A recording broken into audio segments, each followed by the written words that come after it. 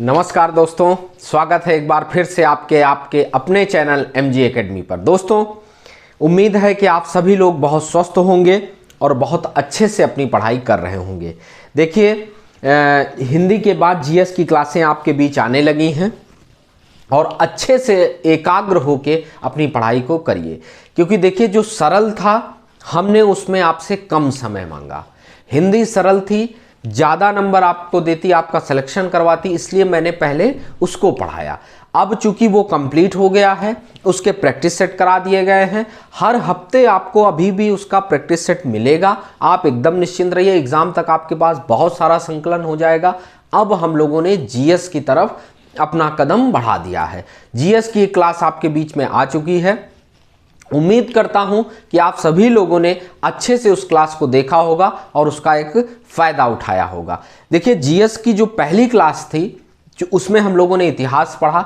इतिहास के बारे में आपका दृष्टिकोण थोड़ा सा डेवलप हो, इसलिए मैंने उस पहली क्लास को अच्छे से एक माइंड मैप, आपके दिमाग में एक मैप होना चाहिए इतिहास का, उसको विकसित करने का प्रयास किया और मैं शायद सफल भी रहा। अब चूंकि आप लोग कमेंट वगैरह करें तो हमें समझ में आए कि क्लासें मैं जो पढ़ाना चाह रहा हूं आपके समझ में आ रहा और सफल हो रहा हूं। ठीक है, तो अगर फिर भी कोई मन में प्रश्न है तो उसको कमेंट बॉक्स में जरूर करिए। एमजी एकेडमी को शेयर करिए, सब्सक्राइब करिए, बेल आइकन को जरूर दबाइए, क्योंकि अब ऐसे ही महत्वपूर्ण वीडियो आपको मिलते रहेंगे।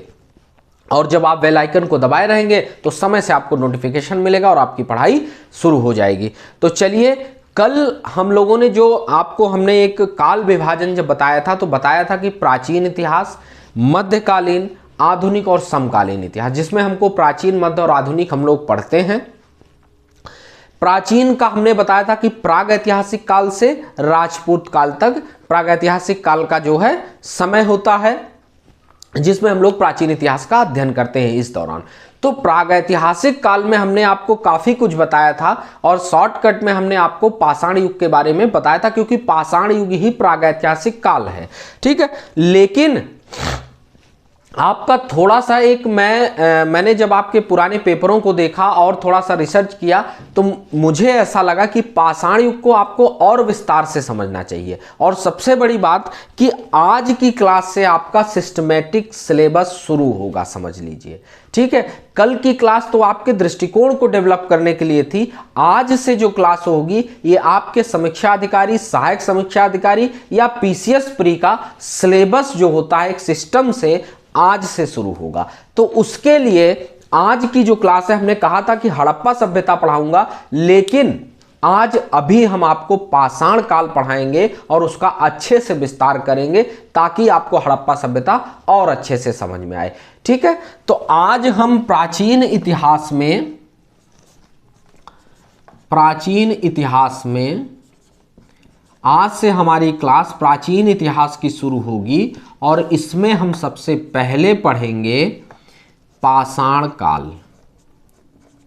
सबसे पहले हम लोग पढ़ेंगे पाषाण काल। यहां से आपका सिलेबस शुरू होता है और आज की क्लास का मेरे द्वारा लिखा गया, बोला गया हर एक वाक्य आपके एग्जाम के लिए इंपॉर्टेंट होगा। इसलिए अब कमर कस के बैठिए और बहुत ही एकाग्रता से अपनी पढ़ाई को शुरू करिए। तो चलिए, आज से हम लोग पाषाण काल पढ़ते हैं और पाषाण काल को पढ़ने के लिए एक अध्ययन की दृष्टि से इसको 3 पार्टों में करके हम लोग इसका अध्ययन करते हैं। ठीक है, तो इसके 3 पार्ट कौन कौन से हैं? इसका पहला पार्ट है पुरा पाषाण काल। पुरा पाषाण काल, पुरा पाषाण काल। अगला है मध्य पाषाण काल। मध्य पाषाण काल।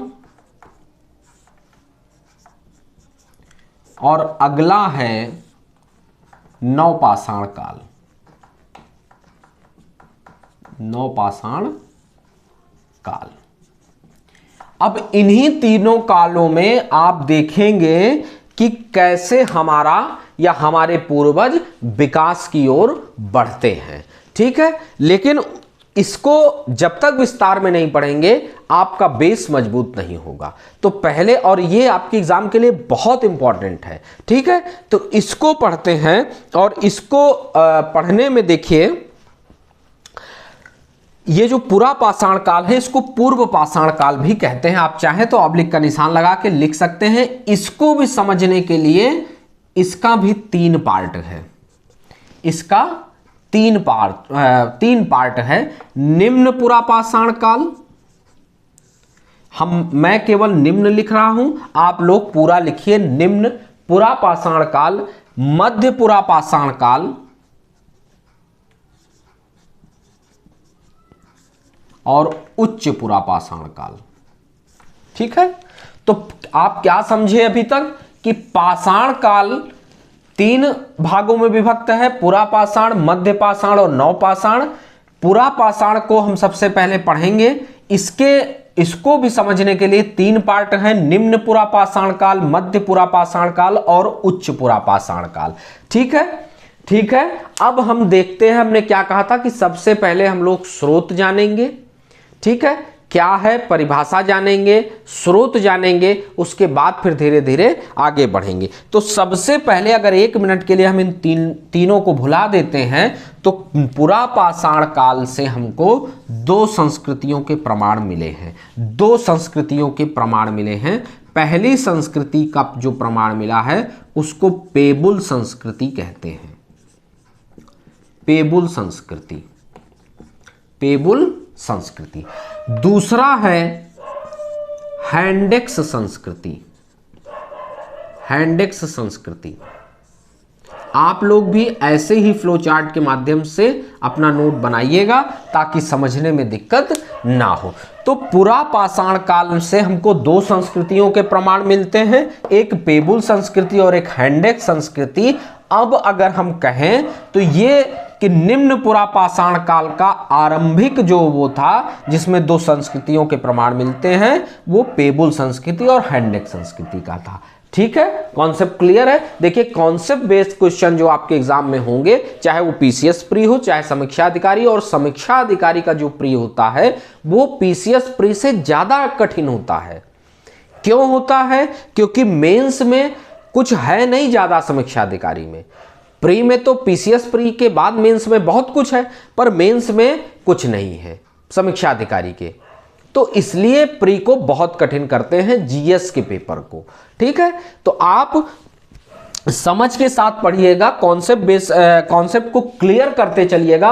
और अगर कहीं पॉइंट में भी अगर आपके मन में डाउट रह जाए तो हमें जरूर कमेंट करिएगा, मैं अगली क्लास में उसको जरूर क्लियर करके ही आगे बढ़ूंगा, ठीक है।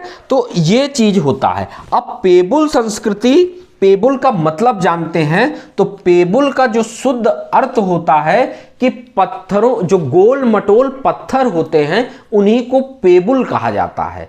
अर्थात गोल मटोल पत्थरों के जो हमें प्रमाण मिले हैं उसी से इसको पेबुल संस्कृति कहा गया है। इसको और एक नाम दिया गया है चापर चापिंग संस्कृति, चापर चापिंग संस्कृति, चापर चापिंग संस्कृति। पहले शब्दों का अर्थ समझते हैं। हमने क्या कहा? गोल मटोल पत्थरों को पेबुल कहते हैं, ठीक है। तो चापर क्या है? जब वही गोल मटोल पत्थर घिसते घिसते एक तरफ नुकीले हो गए, घिसते घिसते जब एक तरफ, ध्यान से समझिएगा, जब वही गोल मटोल पत्थर घिसते घिसते एक तरफ नुकीले हो गए तो उसको चापर कहा गया, उसको चापर कहा गया। और जब वही गोल मटोल पत्थर घिसते घिसते दोनों तरफ से नुकीले हो गए तब उसे चापिंग कहा गया, ठीक है। मतलब गोल मटोल पत्थरों के भी प्रमाण मिले हैं और ऐसे नुकीले पत्थरों के भी हमें उपकरण मिले हैं, इसलिए इसको चापर चापिंग संस्कृति भी कहते हैं। इसका सबसे पहला प्रमाण जो हमें मिला है, सर्वप्रथम प्रमाण जो हमें मिला है वो सोहन नदी से मिला है, सोहन नदी से मिला है। सोहन नदी वर्तमान में पाकिस्तान में है, सोहन नदी वर्तमान में पाकिस्तान में है और ये सिंधु नदी की सहायक नदी है। देखिए प्रश्न बन रहा है हर शब्द में, पेबुल बता दिया, चापर चॉपिंग बता दिया। सर्वप्रथम प्रमाण कहां से मिला पेबुल संस्कृति का, तो सोहन नदी से मिला। सोहन नदी वर्तमान में पाकिस्तान में है और सोहन नदी किसकी सहायक नदी है? सिंधु नदी की सहायक नदी है। ठीक है, क्लियर है, क्लियर है। सोहन नदी से सबसे पहले इसके प्रमाण हमको यहीं से मिले हैं। हैंडेक्स का मतलब क्या होता है? हैंडेक्स का मतलब होता है हस्तकुठार, हस्तकुठार, ठीक, हस्तकुठार।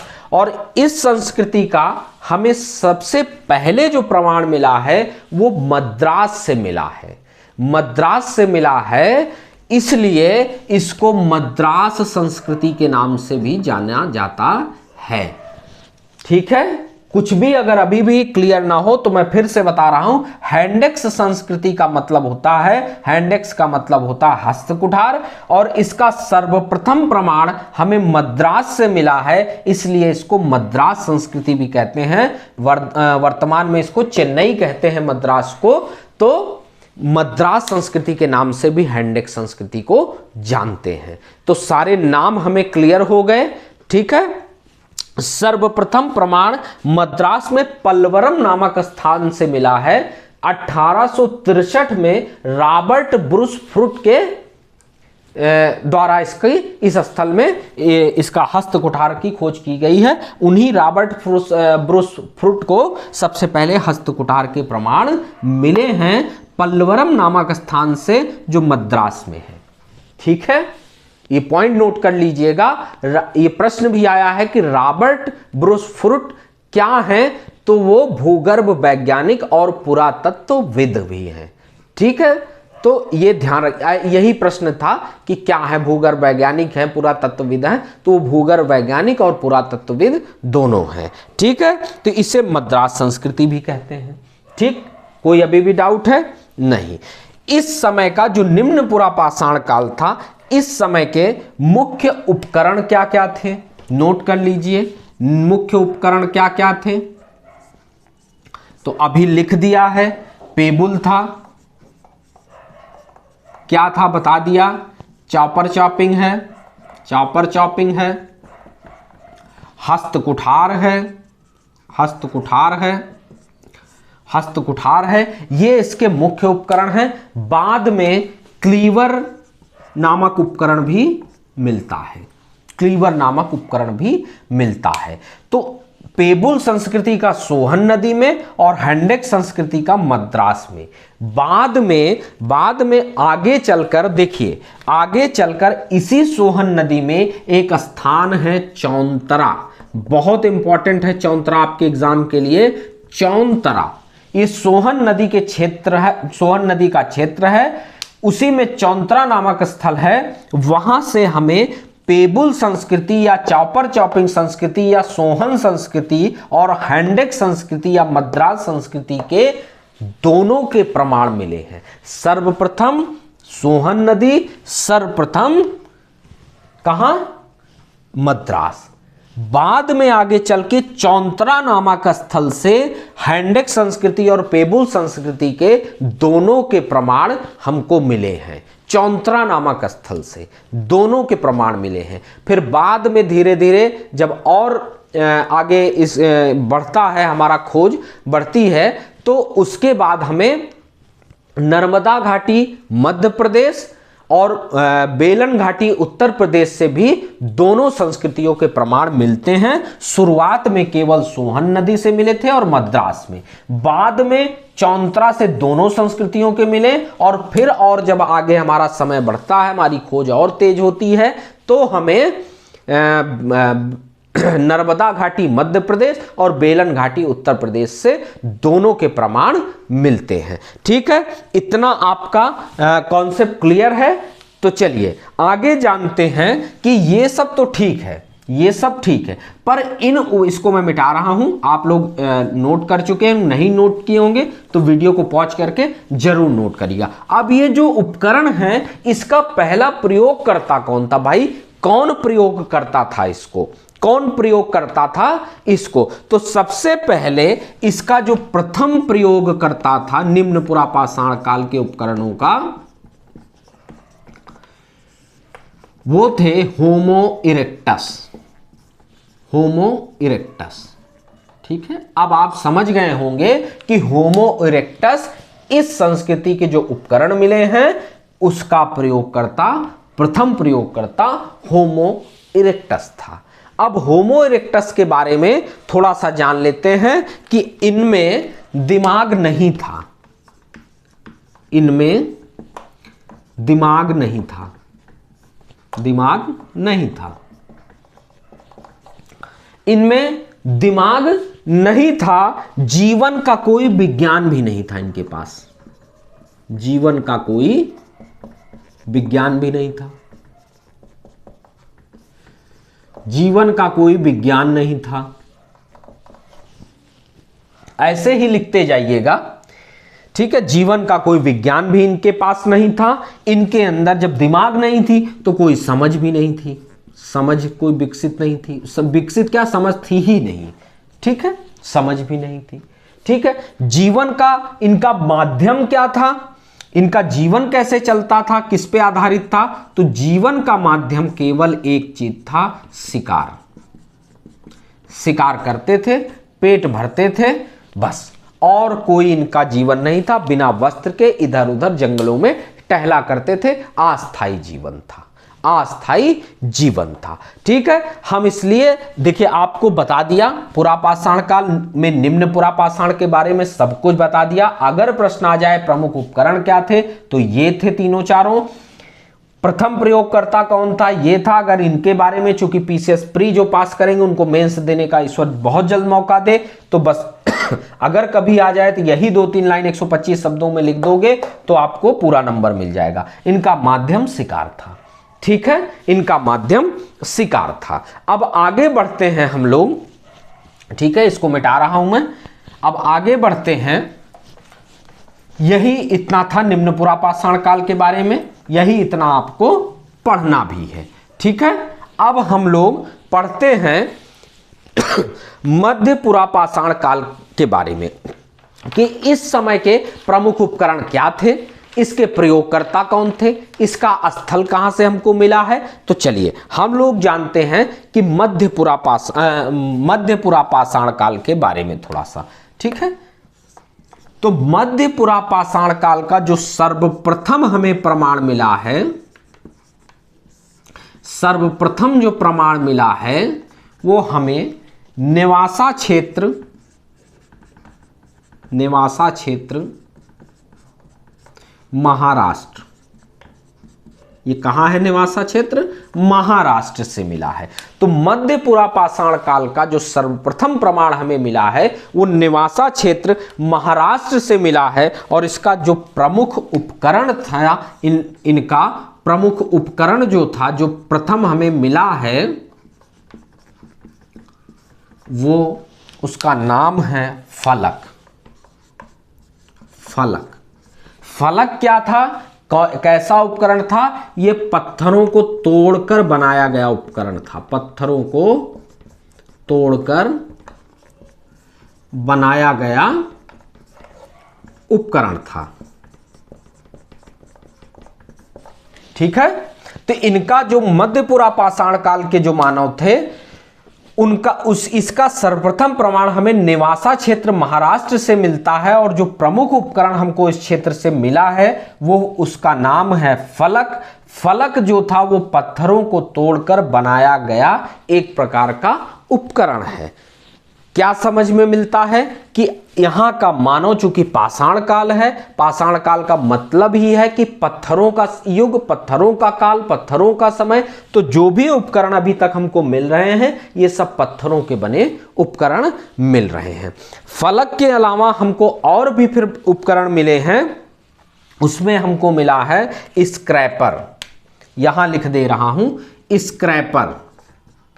स्क्रैपर। स्क्रैपर आरी जैसा एक उपकरण है जिससे या खुरचनी भी कह सकते हैं, ठीक है। तो यही है। क्लीवर भी मिला है, क्लीवर भी मिला है, और एक और इंपॉर्टेंट मिला है बोरर या बेरर। कहीं कहीं बेरर होगा, नहीं तो शुद्ध शब्द इसका बोरर होता है, मतलब बेधक। इस जो उपकरण मिला इसका बेधक के रूप में हम ये लोग इस्तेमाल किया करते थे। नुकीला होता था, पीछे से चौड़ा होता था, फेंक कर जानवरों को मारते थे, ठीक है। तो इसके अगर कभी आ जाए कि महत्वपूर्ण स्थल निवासा क्षेत्र है, प्रमुख उपकरण फलक है, स्क्रैपर है, का के नीचे ये रा लगा, स्क्रैपर, ठीक है। क्लीवर है, बोरर है, जो बेधक के रूप में प्रयोग ये लोग करते थे। अब हम जानते हैं कि इनके प्रथम प्रयोगकर्ता कौन थे। ये सब तो जान गए, पर इन उपकरणों के प्रथम प्रयोगकर्ता कौन थे? चलिए, इनके प्रथम प्रयोगकर्ता, इन उपकरणों के प्रथम प्रयोगकर्ता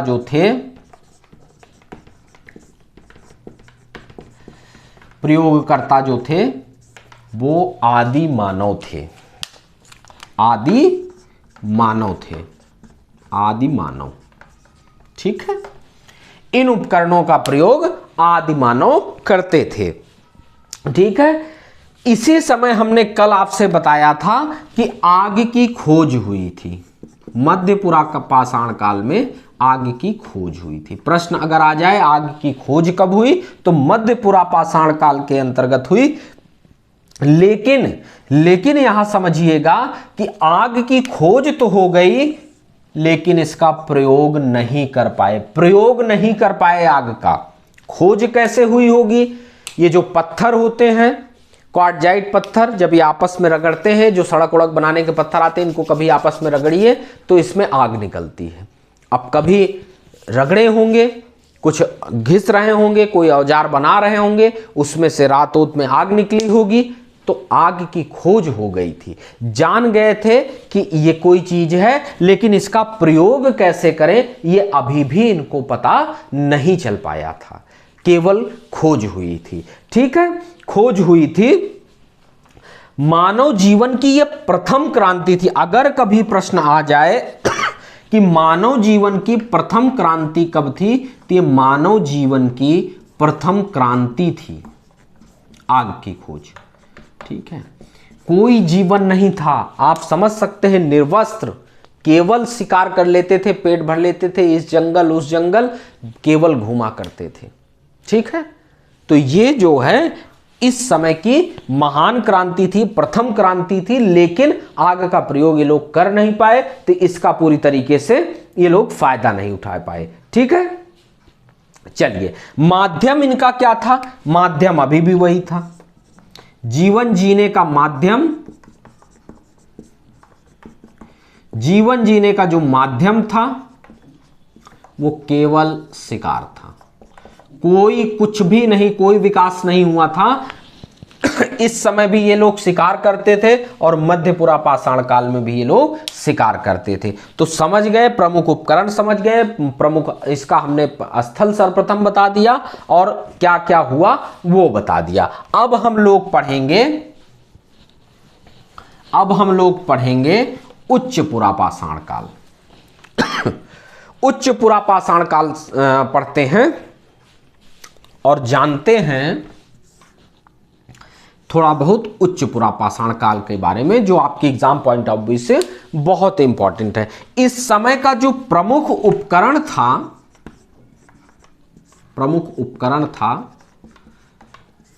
उसको ब्लेड कहते हैं। उसको ब्लेड कहते हैं। पत्थर के नुकीले औजार होते थे। ऐसे औजार होते थे कि एक बार शिकार को मार दिया और तुरंत जो है इनका भेद कर देते थे, काट देते थे। उसको जब शिकार हो जाता था तो काटने का भी काम करते थे। तो इनका जो इस समय का प्रमुख उपकरण था वो ब्लेड था, ठीक है। यहीं से उच्च पुरा पाषाण काल से ही हमको हड्डी के औजार का प्रयोग शुरू हो जाता है। हड्डी के औजार के कुछ प्रमाण हमें मिले हैं जो हड्डी के औजार के प्रमाण हैं। ठीक है, हड्डी के औजार मिले हैं हमें। ठीक है, इसका प्रथम प्रयोगकर्ता कौन था? प्रथम प्रयोगकर्ता औजार का, तो इसका प्रथम प्रयोगकर्ता थे होमो सेपियंस। ठीक है, कहीं कहीं सेम्पियंस भी लिखा होता है, तो यही है सेपियंस या सेम्पियंस, होमो सेपियंस। ये प्रथम प्रयोगकर्ता थे और जो मानव का पूर्वज जिन्हें कहा जाता है, इन्हीं होमो सेपियंस को मानव का पूर्वज माना जाता है या कहा जाता है, मानव का पूर्वज कहा जाता है। पिछले से ये डिफरेंस क्यों थे, थोड़ा भिन्न क्यों थे? क्योंकि इनमें बुद्धि थी, इनमें बुद्धि थी, और ये बुद्धि थी तो बुद्धि का इन्होंने, ये जो थे होमोसेपियंस, इनमें बुद्धि थी, इसका इन्होंने प्रयोग भी किया, बुद्धि का प्रयोग भी किया, और जब प्रयोग किया तो यहीं से जीवन की व्यवस्था शुरू हुई, जीवन की व्यवस्था शुरू हुई। ठीक है, जीवन की व्यवस्था। देखिए बदलाव कैसे हुआ कि अब यहां चूंकि बुद्धि आ गई तो उसका इन्होंने प्रयोग किया, तो थोड़ी बहुत जीवन की व्यवस्था यहां से शुरू होती है। ठीक है, शुरू होती है। अब देखते हैं, आगे देखते हैं। अभी भी इनका माध्यम जो था, अभी भी इनका जीवन जीने का जो माध्यम था वो शिकार ही था। यहां भी ये केवल शिकार किया करते थे, केवल शिकार किया करते थे। ठीक है, कोई और दिक्कत? ठीक है, यहां से इनके औजार नुकीले हो जाते हैं। ठीक है, तो इतना समझ में आ गया, पुरापाषाण काल, निम्न पुरापाषाण, मध्य पुरापाषाण और उच्च पुरापाषाण। ठीक है, इतना समझ में आ गया, इनके प्रमुख उपकरण समझ में आ गए। अब आप लिख लीजिए, थोड़ा सा नोट करिए, पुरापाषाण काल के प्रमुख स्थल, प्रमुख स्थलों के बारे में भी थोड़ा सा जान लीजिए, क्योंकि आपके एग्जाम से तो सबसे पहला जो स्थल है वो बेलन घाटी। बेलन घाटी कहाँ है? मिर्जापुर क्षेत्र में है, और यहां से हड्डी की बनी मातृ देवी की मूर्ति प्राप्त हुई है। ठीक है, हमने कहा था कि हड्डी के औजारों का प्रयोग शुरू होने लगा था धीरे धीरे, तो हड्डी की बनी एक मातृ देवी की मूर्ति प्राप्त हुई है। नर्मदा घाटी, मध्य प्रदेश, नर्मदा घाटी से हमें सर्वप्रथम मानव की खोपड़ी का प्रमाण मिला है। खोपड़ी का एक कंकाल टाइप में मिला है, जो मानव खोपड़ी का कंकाल है, और मानव जीवाश्म का एकमात्र साक्ष्य वहीं से मिला है, नर्मदा घाटी मध्य प्रदेश से। तो इसको भी नोट करिएगा, और सबसे महत्वपूर्ण स्थल नोट करिएगा भीमबेटका, इस समय का भीमबेटका नामक स्थल, भीमबेटका सबसे महत्वपूर्ण स्थल था। क्यों स्थल महत्वपूर्ण था? क्योंकि यहां से हमें चित्रकारिता के प्रमाण मिले हैं, और थोड़े बहुत नहीं, लगभग यहां की गुफाओं में 600 चित्रों के प्रमाण मिले हैं। यह है कहां? यह रायसेन मध्य प्रदेश में स्थित है, रायसेन मध्य प्रदेश। ठीक है, 600 चित्रकारिता मिली है, उसमें स्त्री पुरुष संसर्ग का चित्र है, कुछ प्राकृतिक चित्र हैं, बच्चों के चित्र हैं। तो इससे पता चलता है कि यहां तक पहुंचते पहुंचते हमारे भाई चित्रकारिता इन्होंने जो की है वो बताते हैं कि इनके बोलचाल का एक माध्यम था, या इनकी लिपि थी, इनकी लिपि थी, ये अपनी बात चित्र के रूप में कहते थे, समझते थे। ठीक है, इसका प्रमाण हमें मिला है। ठीक है, और समझने की बात यह है कि चित्रकारिता की खोज हो गई थी। ठीक है, तभी तो इतने सारे चित्र मिले हैं। और एक चीज और जानिए कि भीमबेटका को 2003 में, नोट करिएगा, भीमबेटका को 2003 में विश्व धरोहर स्थल के रूप में इसकी घोषणा किया, घोषित किया गया था यह स्थल कि यह विश्व विरासत स्थल है, विश्व धरोहर स्थल है, और 2004 में इसको सूची में शामिल कर लिया गया, सूची में शामिल कर लिया गया। तो अगर कभी आए कि घोषित कब हुआ भीमबेटका कि विश्व विरासत स्थल है, तो 2003 में, और सूची में शामिल कब किया गया, तो 2004 में। ये फैक्ट जो हैं इनको भी दिमाग में रखिएगा, क्योंकि करीब 50 से 60 क्वेश्चन फैक्ट आते हैं और वो आपके बिल्कुल गलत नहीं होने चाहिए। ठीक है, बाकी कॉन्सेप्ट भी आपका क्लियर करते चल रहा हूं, कॉन्सेप्ट बेस्ड भी आ गए, 3-4 बातें लिख उठी, तब भी आपका सही ही होगा, उसमें गलत नहीं होना है। ठीक है, तो ये एक चीज बहुत जरूरी था आपके जानने के लिए। तो चित्रकला के साक्ष्य भी मिले हैं पूरा पाषाण कालीन। ठीक है, पहली बार चित्रकारिता भी शुरू हो गई, ये सारी बातें आपको बता दी गई। अब हम लोग पढ़ते हैं मध्य पाषाण काल। ठीक है, इसको हम हटा रहे हैं, अब हम पढ़ेंगे मध्य पाषाण काल। चलिए, मध्य पाषाण काल के बारे में भी थोड़ा बहुत जानते। कोई भी बात आप जो आपके लिए इंपॉर्टेंट होगी आपके एग्जाम के हिसाब से, वो छोड़ी नहीं जाएगी। ठीक है, तो चलिए मध्य पाषाण काल के बारे में थोड़ा बहुत जानते हैं। ठीक है, थोड़ा बहुत पॉइंट बना के हम लोग, ऐसे ही आप भी नोट्स बनाइएगा, क्योंकि नोट्स जितना शॉर्ट में होता है रिवाइज करने में उतना आपको मजा आता है और आपके समझ में आता है। ठीक है, इस समय के लोग भी, मध्य पाषाण काल में के लोग भी जो थे वो भी खानाबदोश जीवन जीते थे, घुमक्कड़ी थे, मस्त थे। ठीक है, जीवन अपना इधर उधर, यहाँ शिकार किया, पेट भरे, चले गए, कोई चिंता नहीं, रात में सो गए, सुबह उठ गए। फिर खाते क्या क्या थे, इनका जो मुख्य भोजन था वो कंदमूल फल था, मांस था और मछली था। यही जंगलों में मिलता था, कंदमूल मिलता था, या शिकार करते थे तो मांस खाते थे या मछलियां खाते थे, यही इनका जीवन होता था। ठीक है, सघन घने जंगलों में लोग रहते थे।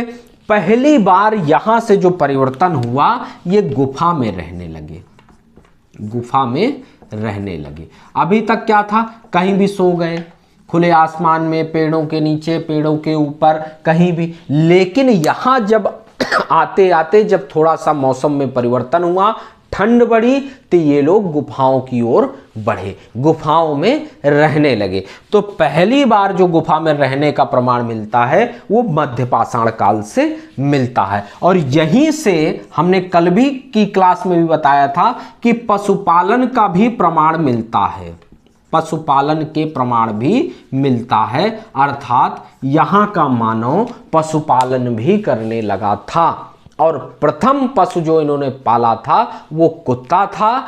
ठीक है, और जो मवेशी पाले थे प्रथम, वो भेड़ और बकरियां थीं।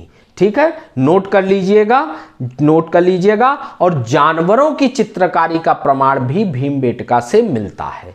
ठीक है, ठीक है, और पशुपालन का जो साक्ष्य मिलता है, चित्रकारिता के प्रमाण वहां से मिल गए, साक्ष्य जो मिलता है इसका वो 2 जगह से मिलता है, 2 जगह से मिलता है। एक मिलता है बागौर राजस्थान से और एक मिलता है आदमगढ़ मध्य प्रदेश से। एक मिलता है आदमगढ़, ये आदमगढ़ है होशंगाबाद जिले के पास, होशंगाबाद, होशंगाबाद मध्य प्रदेश, और बागौर, बागौर या बागौर राजस्थान, राजस्थान से। ठीक है, यहां से हमें पशुपालन के प्रमाण मिले हैं कि मध्यपुरा पाषाण काल का मानव जो है वो पशुपालन करने लगा था। और पहला पालतू जानवर कुत्ता और मवेशी भेड़ बकरी मिली थी। तो क्या हुआ, चित्रकारिता भी प्रारंभ हो गई, पशुपालन भी प्रारंभ हो गया, इनका औजार भी यहाँ और नुकीला हो गया, औजार और नुकीला हो गया। ठीक है, हड्डियों के जो औजार अभी हमने पीछे बताया कि हड्डियों के भी औजार मिले, तो हड्डियों का जो बेहतर औजार मिला, हड्डियों का जो बेहतर औजार मिला, उसके साक्ष्य जो हमें मिले, हड्डियों के औजार के जो साक्ष्य मिले, हड्डियों के औजार के जो साक्ष्य मिले, बेहतर जो साक्ष्य मिले, वो हमको 2 जगह से मिले। दो जगह से मिले। ठीक है, हड्डियों के औजार के साक्ष्य हमको दो जगह से मिले।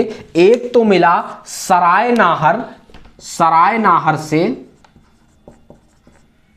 और एक मिला महदहा से।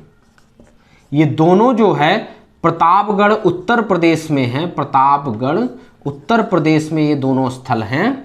प्रतापगढ़ उत्तर प्रदेश, इन दोनों जगहों से हमें हड्डियों के बने औजार के प्रमाण मिले हैं। और इसके बेहतर जो इसका साक्ष्य मिला है वो यही मिला है। और ज़्यादा जो हमको प्रामाणिक साक्ष्य मिला है वो सराय नाहर से मिला है। तो अगर एग्जाम में पूछे कि हड्डियों के औजार का प्रामाणिक साक्ष्य कहाँ से मिला है, तो सराय नाहर प्रतापगढ़ उत्तर प्रदेश से मिला। महदहा से भी है। अगर दोनों विकल्प में हो तो सराय नाहर लगाइएगा। अगर सराय नाहर विकल्प में ना हो तब आप महदहा पे टिक करिएगा। ठीक है, ठीक है। और सबसे पहले जो हड्डियों का एक उस समय का जो बहुत फेमस औजार था जिसका हमको मिला है साक्ष्य, वो उसको कहते हैं बाणाग्र। इसका नाम भी याद रखिए, अगर कभी नाम आ जाए तो उसको बाणाग्र कहते हैं, बाणाग्र। ठीक है, तो ये था हमारा मध्य पाषाण काल का मानव। उसने थोड़ा बहुत अपने पूर्व जीवन से, पुरा पाषाण काल के जीवन से थोड़ा सा विकास किया। ठीक है, थोड़ा अब आप देख रहे हैं कि विकास कैसे हो रहा है। ठीक है, चलिए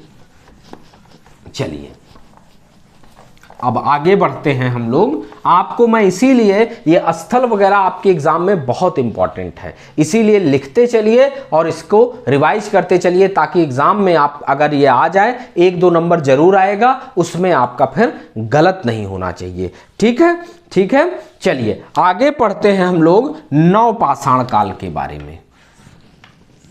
ये जो काल था ये मानव जीवन के बदलाव का सबसे बेहतरीन काल था। यहाँ इसको एक बेहतरीन क्रांतिकारी काल भी कह सकते हैं, क्योंकि जो आग की खोज हुई थी यहाँ के मानव यहाँ आते आते उसका प्रयोग सीख गया था।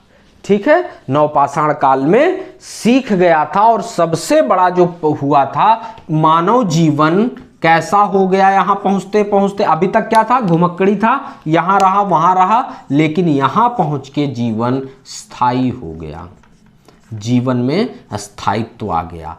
अब स्थायित्व जब जीवन में आ गया तो इन्होंने क्या किया, आग को भी समझ गए, जीवन स्थायी हो गया। अब चूंकि आग की जब समझ इनको आ गई तो मांस वगैरह ये लोग कभी पका उका के खाए होंगे, उसका टेस्ट मिल गया। तो आग की खोज के मतलब आग के खोज नहीं कह सकते, आग का प्रयोग सीख गए। वहां तो खोज ही हुई थी, यहां प्रयोग सीख गए। जब आग का प्रयोग सीख गए तो इनकी जो भोजन प्रणाली थी वो भी बदल गई, भोजन प्रणाली।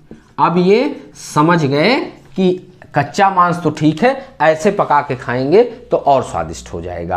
ठीक है, भोजन प्रणाली बदल गई। यहां से ये भोजन, चूंकि जीवन स्थायी हुआ तो ये समूह में रहने लगे। गुफाओं में तो यहीं से शुरू कर दिए थे, यहां स्थायी। पहले क्या था कि इस गुफा में रहे, ठंडक चली गई, निकल के कहीं और चले गए, या अगले ही दिन निकले कहीं गए शिकार के चक्कर में, फिर वहां की गुफाओं में रहने लगे। यहां ऐसा नहीं था, यहां स्थायी हो गया, कहीं भी रहे रात को अपनी गुफा में आने लगे। ठीक है, ठीक है। यहां और एक चीज हो गया, समूह बन गया और सीमा निर्धारण हो गई। जैसे मान लो ये एक क्षेत्र है, यहां 10 लोग मान लो रहने लगे, तो अब ये इनका क्या हो गया, सीमा निर्धारण हो गई कि इन 10 लोगों का यही इतनी सीमा है। अब चूंकि इतनी सीमा में रहने लगे, शिकार करने लगे, भोजन करने लगे, शिकार कंदमूल मछली एक इतनी ही सीमा में कितने होंगे, हर जगह जगह पे ऐसे होने लगे। तो इन लोगों में क्या विकास हुआ, चूंकि बुद्धि था, प्रयोग था, तो इन्होंने प्रयोग किया और इन्होंने एक और खोज की, कृषि की खोज, कृषि की खोज कर ली।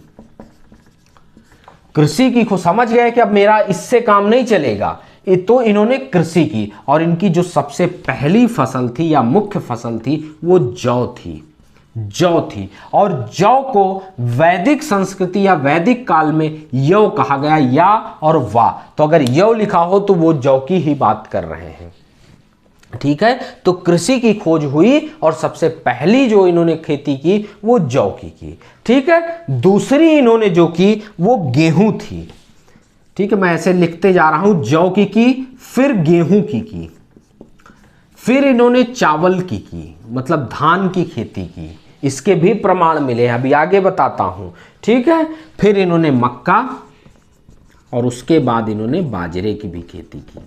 ठीक है, तो अब समझ गए आप कि देखिए कैसे मानव विकास कर ले गया, और जौ, गेहूं, चावल, मक्का अब सिर्फ कंदमूल, मांस और मछली पे आश्रित नहीं रह गए, इन्होंने इतनी फसलों को भी उगाना शुरू कर दिया। सबसे पहले जौ शुरू किया था, फिर धीरे धीरे गेहूं, चावल या धान, मक्का और बाजरे की तरफ भी ये लोग बढ़ते चले गए। ठीक है, ठीक है, अब क्या हुआ इतना समझ लिए। अभी और इनके नवपाषाण काल के बारे में आपको बताता हूं। ठीक है, जब इतना सब कुछ हो गया तो इनका जीवन, चूंकि समूह में रहने लगे, सब एक जगह, इनकी सीमा निर्धारण हो गई, तो इनका जीवन सामुदायिक हो गया, सामुदायिक जीवन हो गया, सामुदायिक जीवन हो गया। अब सामुदायिक जीवन जब इनका हो गया, सामुदायिक जीवन हो गया, तो संस्कार स्थापित हो गए। अभी तक क्या था कि स्त्री पुरुष का कोई भेदोद नहीं था, मनुष्य था, मानव था। लेकिन अब क्या हुआ कि अब ये समझने, जो गुफा में रहे, समूह में रहे, थोड़ा बहुत बुद्धि का प्रयोग किया, अब इनके अंदर स्त्री पुरुष का भाव आ गया कि ये पुरुष है, ये स्त्री है। स्त्री पुरुष का भाव आया तो क्या और क्या होगा, सामुदायिक जीवन हो गया। और जब सामुदायिक जीवन आ गया तो संस्कार होने लगे। थोड़ा बहुत ये लोग क्या करने लगे, पत्ते वत्ते के कपड़े भी बनाने लगे, जो जानवरों का शिकार करते थे उसका खाल ओढ़ने लगे। ठीक है, तो ये हो गया। फिर गांव का विकास हो गया। जब सामुदायिक हुआ जीवन इनका, तो गांव का विकास हुआ। गांव का विकास हुआ, स्त्री पुरुष का सोच डेवलप हुई, तो जनसंख्या वृद्धि भी हुई, जनसंख्या वृद्धि भी होनी शुरू हो गई, जनसंख्या वृद्धि भी शुरू हो गई। ठीक है, और पहली बार समाज में कुछ वर्ग भी आ गए। देखिए समाज कैसे धीरे धीरे डेवलप हो रहा है, और वर्ग में आ गए, जैसे कुछ शिल्पकार हो गए, कुछ श्रमिक हो गए। ठीक है, कुछ श्रमिक हो गए, तो इसकी भी संकल्पना समाज में आ गई धीरे धीरे धीरे धीरे। और जब ये सब आ गई, तो अब चूंकि देखिए भाई, एक क्षेत्र में हम लोग रहेंगे, हम लोग कहीं रहते हैं, तो उसके विकास के बारे में सोचते हैं, तो किसी के दिमाग में ये बात आती है, किसी के दिमाग में आई होगी। तो क्या हो रहा है, धीरे धीरे हमारे बीच समुदाय में नेता का जन्म हो रहा है, अर्थात राजनीतिक विचारधारा प्रवेश कर रही है मानव समाज में। तो यहां क्या आ गया, सर्वप्रथम राजनीतिक परिवर्तन आना शुरू हुआ, या राजनीतिक विचारधारा आ गई, परिवर्तन आया या विचारधारा। ठीक है, अब इन लोगों में राजनीतिक परिवर्तन आ गया, राजनीतिक, इनकी समाज में राजनीतिक विचारधारा का जो है प्रवेश हो गया। अब जब ये सब हो गया, तो इनके अभी तक क्या था, अपने भोजन की व्यवस्था की, पेट भरे और बात खत्म हो गई, सुबह फिर उठेंगे, फिर व्यवस्था करेंगे। लेकिन अब इनके अंदर एक भावना और प्रकट हुई, एक भावना इनके अंदर और प्रकट हुई, वो भावना थी अधिशेष की। अधिशेष समझ रहे हैं, अधिशेष की भावना आ गई इनके अंदर, अधिशेष की भावना। अब ये क्या करते थे कि थोड़ा सा बचाने लगे, थोड़ा सा अपने पास रखने लगे। तो जब अधिशेष की भावना आई, तो अपने आप किसकी भावना आ गई, व्यापार की संकल्पना आ गई समाज में, व्यापार की संकल्पना आ गई समाज में, मानव समाज में।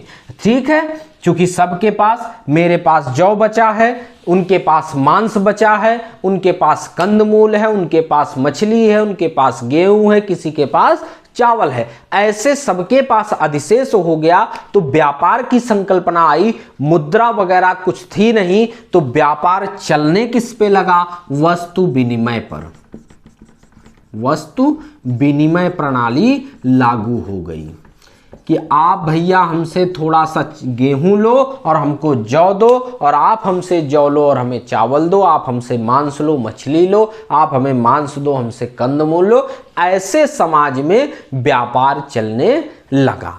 ठीक है। अब हो सकता है कि सबकी अपनी उस समय का रहा हो कि इतने जौ पे इतना गेहूं, इतने मांस पे इतना हमें ये चीज मिलेगी, लेकिन व्यापार शुरू हो गया। व्यापार की संकल्पना हमारे समाज में आ गई। वस्तु विनिमय प्रणाली के द्वारा व्यापार चलने लगा। ठीक है। अब क्या हुआ? जंगलों का शोषण शुरू हो गया। पहली बार चूंकि जनसंख्या वृद्धि हुई, अब क्या हुआ? पहले 10 लोग इतनी दूर में रहते थे, अब क्या होगा? बाकी जंगल है मान लो। अब जनसंख्या वृद्धि हो गई, दिक्कत हुई, तो इन्होंने खेती की जरूरत पड़ी, तो इन्होंने जमीन को बढ़ाने के लिए जंगलों को काटना शुरू किया। तो अपने क्षेत्र को बढ़ाने के लिए, अर्थात पहली बार यहीं से जंगलों का शोषण शुरू हो गया नवपाषाण काल से। अगर प्रश्न आए कि जंगलों का शोषण कब शुरू हुआ, तो नवपाषाण काल से शुरू हो गया। ठीक है। इनके प्रमुख जानवर कुत्ते, बिल्ली, भेड़, बकरियां ही थे। औजार इनका वही ब्लेड, क्लीवर, कुल्हाड़ी, ठीक है, हस्तकुठार, यही सब था। ठीक है। जो ब्लेड और कुल्हाड़ी का जो विकास हुआ, जो कुल्हाड़ी इन्होंने बनाई, वो नवपाषाण काल से ही इसका विकास शुरू हुआ। ठीक है। इसका नवपाषाण काल के बारे में आपको हमने सारी बातें बता दी। अब हम जानते हैं कि इन सारी चीजों का प्रमाण कहां से मिला, अर्थात जैसे पीछे बताया कि प्रमुख स्थल क्या क्या है नवपाषाण काल के, तो मेहरगढ़, एक नाम हमने कल की क्लास में भी बताया था, मेहरगढ़ जो पाकिस्तान बलूचिस्तान के में है, और यहां से कृषि के प्राचीनतम साक्ष्य मिले हैं। कृषि के प्राचीनतम साक्ष्य मिले हैं। लेकिन अगर अब प्रश्न आता है तो अब आप लगाइएगा लहुरा देव, जो भदोही संत रविदास नगर की बात हमने कल आपको बताई थी। संत रविदास नगर में एक स्थल की खोज हुई है, लहुरा देव नामक स्थल की, जिसको कृषि का सबसे प्राचीनतम स्थल बताया गया है।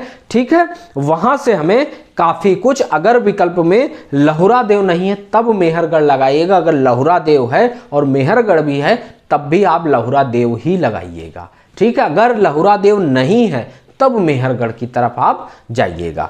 ठीक है। तो ये इतना समझ गए। ठीक है। जौ और गेहूं की खेती का काफी प्रमाण लहुरा देव से मिला है।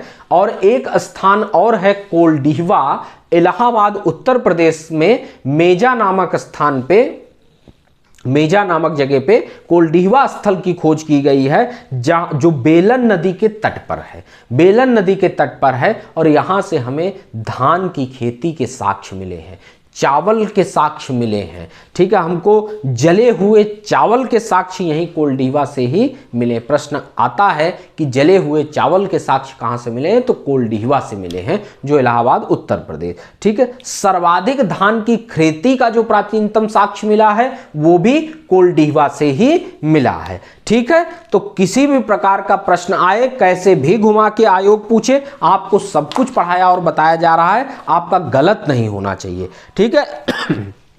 अगला एक स्थल और जानिए, बुर्ज होम। बुर्ज होम, बुर्ज होम। ठीक है। बुर्ज होम, ये स्थल भी पाकिस्तान में है वर्तमान में, और यहां से हमें जो आवासीय संरचना के प्रमाण मिले हैं, काहे के मिले हैं? आवासीय संरचना के, आवासीय संरचना के प्रमाण मिले हैं, आवासीय संरचना के प्रमाण मिले हैं। ठीक है। 3 प्रकार के आवासों का प्रमाण मिला है। गर्त आवास, गर्त मतलब गड्ढा, गड्ढा खोद के आवास बनाते थे, तो गर्त आवास के प्रमाण मिले। झोपड़ी के भी प्रमाण मिले हैं, और मिट्टी या कंकड़ के द्वारा भी बनाए गए कुछ आवास के हमें प्रमाण मिले हैं। और यहीं से हमें अपने यहीं से कब्र में मालिक के साथ कुत्ते को दफनाए जाने का भी प्रमाण मिला है। ये आपके लिए बहुत इंपॉर्टेंट प्रश्न है, इसलिए इसको जरूर जानिए। कल हमने आपको एक और स्थल बताया था, दमदमा नामक स्थल बताया था। वहां यहां इसलिए जिक्र कर रहा हूं कि कंफ्यूज आप होंगे, क्योंकि वहां एक कब्र से 3 मानव कंकाल मिले हैं। तो बिल्कुल कंफ्यूज मत होइएगा, अगर लिखा हो कब्र में एक साथ 3 मानव कंकाल के प्रमाण दमदमा से मिले हैं, अगर कुत्ते के साथ दफनाए जाने का प्रमाण कहां से मिला है, तो बुर्ज होम से मिला है, बुर्ज होम से मिला है। तो आपने आज की क्लास में देखा कि मानव कैसे धीरे धीरे पुरापाषाण काल से नवपाषाण काल तक पहुंच गया। ठीक है, अब हम जो है जितने भी प्रमुख स्थल थे, जो भी इनके उपकरण थे, सब कुछ आपको बता दिया है। अब कल की जो क्लास हमारी होगी हड़प्पा सभ्यता की होगी, और अच्छे से विस्तार में उसके बारे में भी पढ़ेंगे। आपको ये जीएस की क्लास कैसी लग रही है हमें कमेंट बॉक्स में जरूर बताएं, क्योंकि हम अपना बेहतर देने का प्रयास कर रहे हैं। आपका कमेंट, आपका शेयर, आपका सब्सक्राइब, आपका लाइक हमें केवल एक और नई ऊर्जा, नया जोश देगा कि आपके बीच में हम और बेहतर तरीके से क्लास को लाने का प्रयास करें। जल्दबाजी बिल्कुल मत करिएगा, समय से आपकी क्लासें समाप्त होंगी, और अब धीरे धीरे हम जीएस की तरफ चूंकि बढ़ चुके हैं, तो यूपी का भी आएगा, और जैसे ये हिस्ट्री खत्म होगी तो आपके लिए एक और अच्छा टॉपिक, एक अच्छा सब्जेक्ट शुरू किया जाएगा। तो चलिए फिर आज के लिए बस इतना ही, मिलते हैं कल की क्लास में। किसी प्रकार का कोई डाउट हो तो कमेंट जरूर करिए, और तब तक एमजी एकेडमी को शेयर करिए, सब्सक्राइब करिए, बेल आइकन को जरूर दबाइए। चलिए फिर मिलते हैं कल, धन्यवाद।